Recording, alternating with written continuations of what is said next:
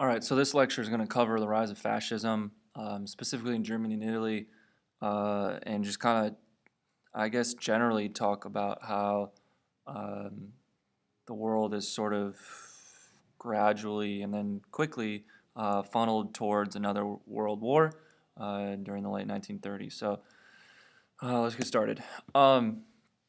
One of the things that we are going to do probably this weekend is talk about or maybe write a little response to whether, um, like a ruler like Louis XIV or even Napoleon, those sort of absolutists were more powerful, or how their, I guess a better question is how their power compared to the totalitarian governments that develop after World War One in the Soviet Union, um, in Italy, and in Nazi Germany.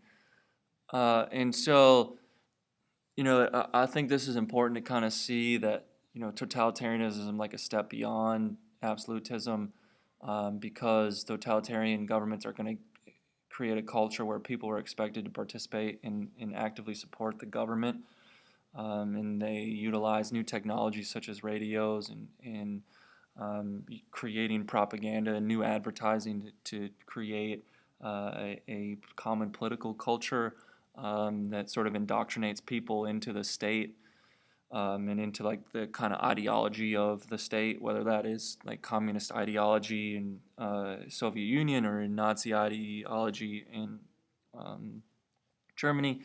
And so like these are important distinctions that I would know, be familiar with, and be able to compare those two things. All right, so let's talk about fascist Italy. Okay, so Mussolini's government is going to be in part a result of the way in which the Treaty of Versailles is written, because the Treaty of Versailles, Italy, or at Versailles, when they're negotiating this treaty, Italy really wanted to be able to kind of reap the spoils of war, and to gain territories in Africa that would have enabled the Italian economy to grow and to make Italy more powerful.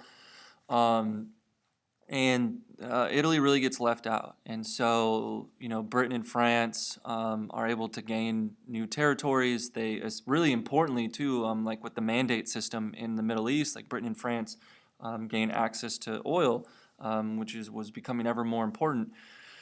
So Italian political leaders are upset by this, and so they leave Versailles very disappointed.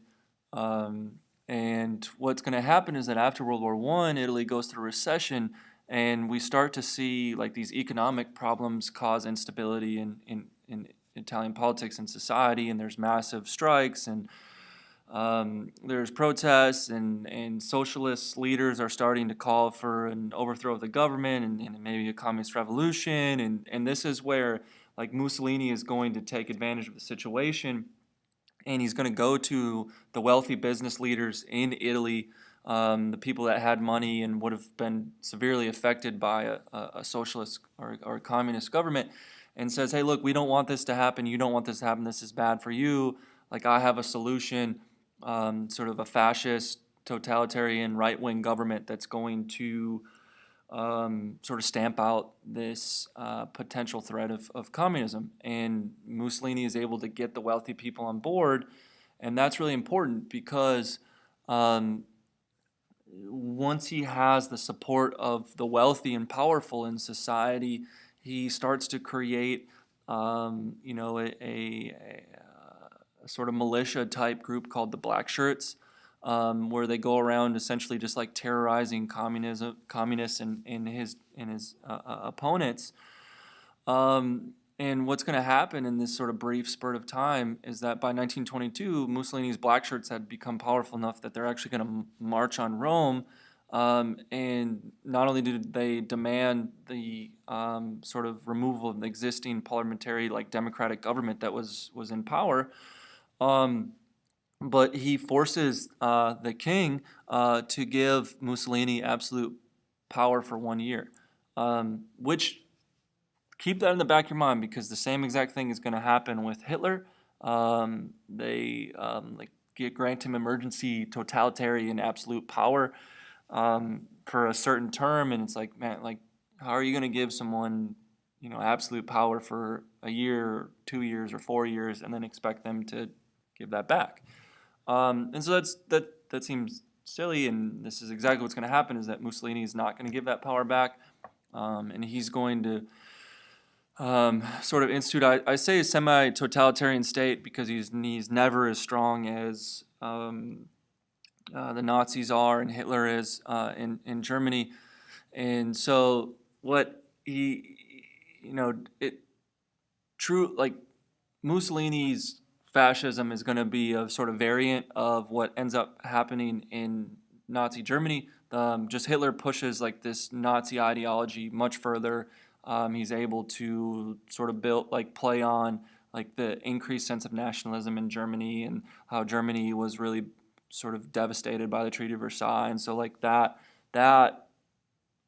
those problems and those factors are what are going to allow the Nazis to really create a much tighter, a much more influential ideology that people will buy into deeply, and do crazy things in hopes of keeping alive. But Mussolini is going to have government-controlled schools. He's going to take over labor unions to make sure people are working hard enough and producing enough sort of economic output for the state. The government, like all political candidates, are controlled. Even the right to vote, people were refused that sort of basic right. Now Mussolini is going to importantly fail to control the Roman Catholic Church, and also like Mussolini never had the sort of total control over the military that Hitler does. And part of that maybe was because he wasn't as ruthless as Hitler was. Both within like his own ranks, and with like dissidents.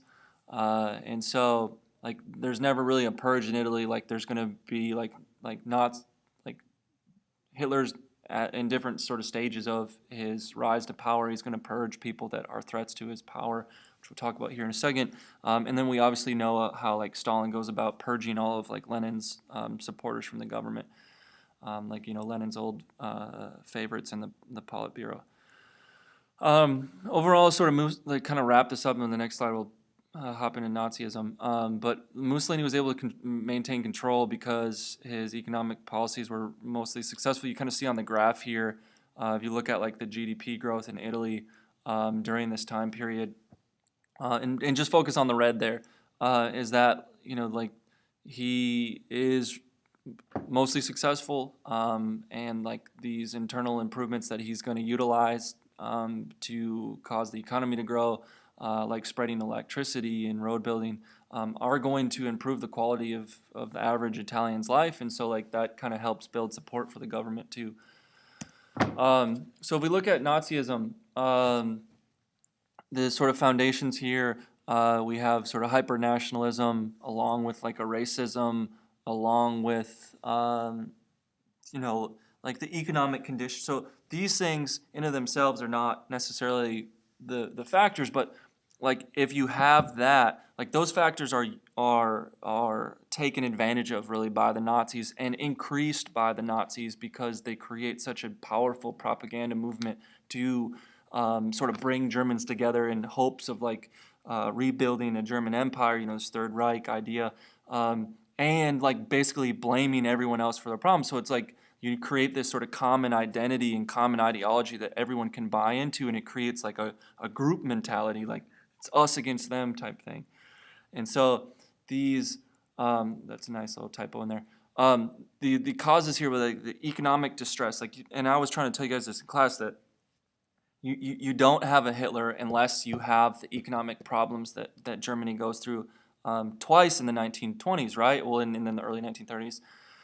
That sort of first round of economic problems that are immediately after the Treaty of Versailles, and then the United States has to come step in with the Dawes Plan, which kind of floats Germany money to pay the reparations, and then money kind of makes its way back to America anyways. But you got to understand is like even at the end of the 1920s, before the bottom kind of falls out of the stock market, and the American sort of financial sector falls apart, is that Germany actually owed more monies, owed more money in reparations payments at the end of 1920 than they did at the beginning. And so like this is just not a workable long-term solution. And so you have that in there. And then, so because of the economic problems, once the Great Depression sets in, you have people advocating for a communist revolution, especially because by this point, Stalin's 5-year plans had started to really be successful. And, like I said, like Stalin's going to actively be producing propaganda in Russia to kind of show that, like, socialism and communism was better than capitalism. And all you had to do was compare how the Soviet Union was doing to, like, Germany or the United States. I think you could talk about the lack of democratic tradition being in there. Like Germans are going to associate democracy with the Weimar Republic, that is going to fail miserably in the 20s, so they're going to associate democracy with like failed, soft, weak governments, and so like the nationalism that is going to be exploited by the Nazis is always kind of a underbelly there too. If we specifically look at Hitler, he becomes the leader of the Nazi Party after World War I. He creates the SA, or like the brown shirts, which was essentially like a private army of the Nazis that Hitler was controlling. And what they are going to do is they're going to terrorize political opponents, which mostly is socialists. So they're going to try to undermine like socialist parties gaining popularity in Germany, and intimidate leaders from sort of sprouting up. We talked about this before, but in 1923, Hitler is going to try to overthrow the government, which gave him some national attention. He gets thrown in jail for 1 year. He writes Mein Kampf while he's in jail. But once he gets out of jail, the Weimar Republic is really going to struggle throughout the late 1920s, and then like once in 1929, 1930, when American banks crumble. The Great Depression really hits Germany hard as well because they relied on American financial support. And so what's going to happen then is that Hitler and the Nazis are going to use this sort of renewed economic instability and economic problems and suffering by the German people as a way to gain political power. And so by 1933, at maybe the worst part of the Depression, the Nazis are going to win the largest percentage of votes in the government, and what they're going to do then is once they say like, well, there's a bunch of political parties that get votes, we have the most percentage, our leader, who is Adolf Hitler, should also be a leader in the government. And so in that year, Hitler is named chancellor by the president, who was Hindenburg. Okay, and so what's going to happen here is we go from 1933 with Hitler being named chancellor. Very quickly, like he's going to consolidate power and have total control. Okay, so what's going to happen is that he's going to start sort of reorganizing the government. He's going to use a fire in the Reichstag, which is like the German parliament building. So like you can see the picture there. It burns down, and so what he says is like he blames the communists for it, and he says that like opponents of the state or communists were trying to overthrow the German government and destabilize Germany and bring Germany to the ground. And so like Germany and like so Hitler's able to use like that rhetoric to basically convince the parliament at the time to pass what was called the Enabling Act, which gave Hitler absolute power for 4 years. And so once Hitler has absolute power, he's going to quickly turn into a totalitarian. So by 1934, you have Hitler purging his SA leadership. And once Hitler purged his SA leadership, he's able to utilize this SS and like the Gestapo to both unite and control German society through like the use of terrorism.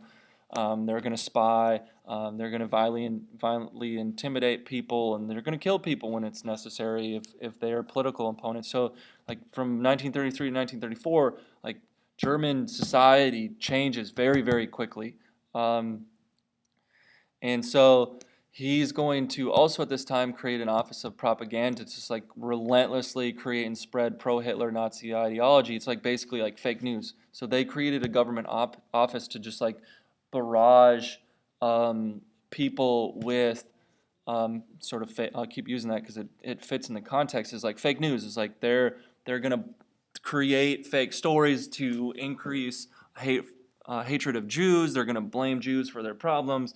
They're gonna create different sort of youth organizations to indoctrinate people and to just they're gonna sort of promote Nazism and the effects that Nazism, like the positive effects Nazi Party was going to have on Germany.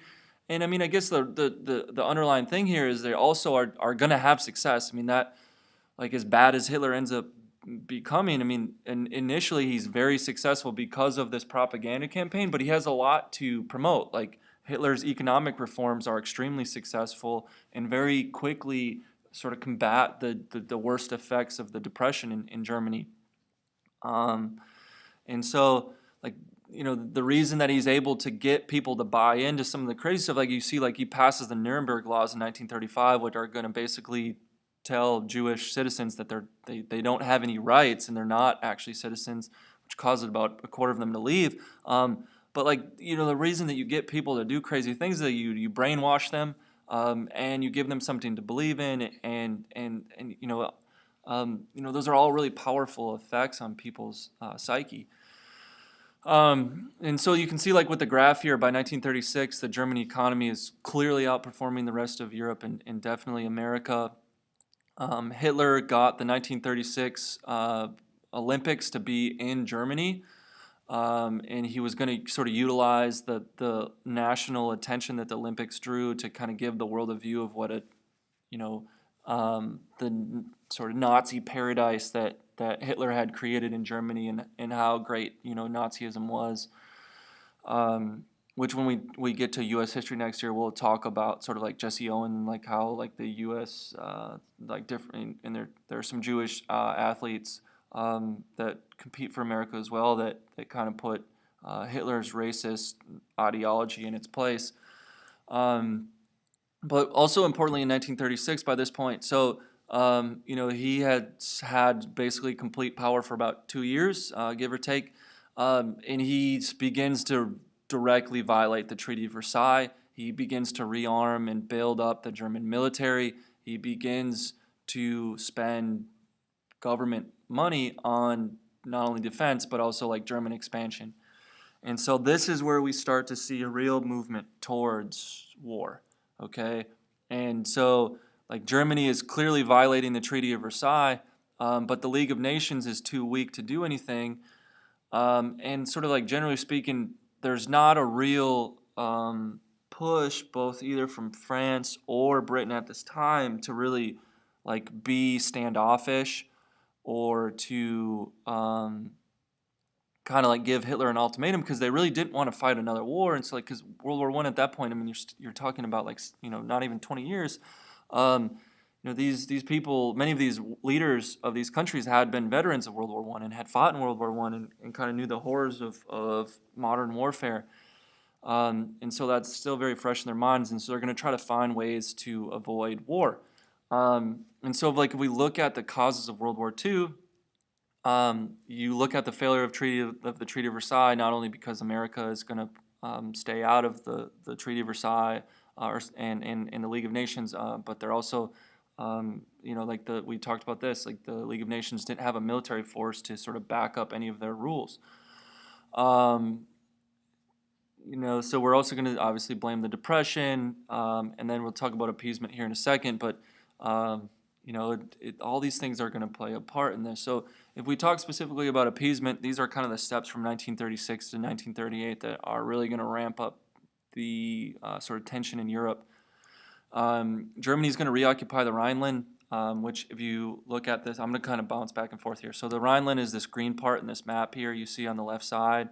The reason the Rhineland was so important is that there was coal and iron ore, like massive coal and iron ore deposits in the Rhineland. This is vital to the Germans being able to produce enough steel, which obviously, like in modern economies and especially for war, you need steel. So that was a direct violation of the Treaty of Versailles. Britain and France didn't do anything about that. In 1937, Japan's going to invade China. At the time, the League of Nations did nothing in response to that. If we talk about Germany specifically, and I'm going to bounce back. So in 1938, Germany is going to annex Austria and the Sudetenland on the Czech border. Now, those are technically two different sort of things. Okay, so first Hitler annexes Austria, which see here in red in the bottom, and that was sort of viewed positively by most Austrians, and then separately, Hitler is then going to annex or add like the Sudetenland, so he just occupies it. This like kind of light pink color here, and what the Sudetenland, like the reason that Hitler's like tries to justify this is like Austria was German speaking. The Sudetenland was like the German speaking parts of Czechoslovakia, and so he just takes it. And what's going to happen then in response to that is that they call the Munich conference, and the Czechs were really upset because they didn't want to give up this land to Hitler and the Nazis.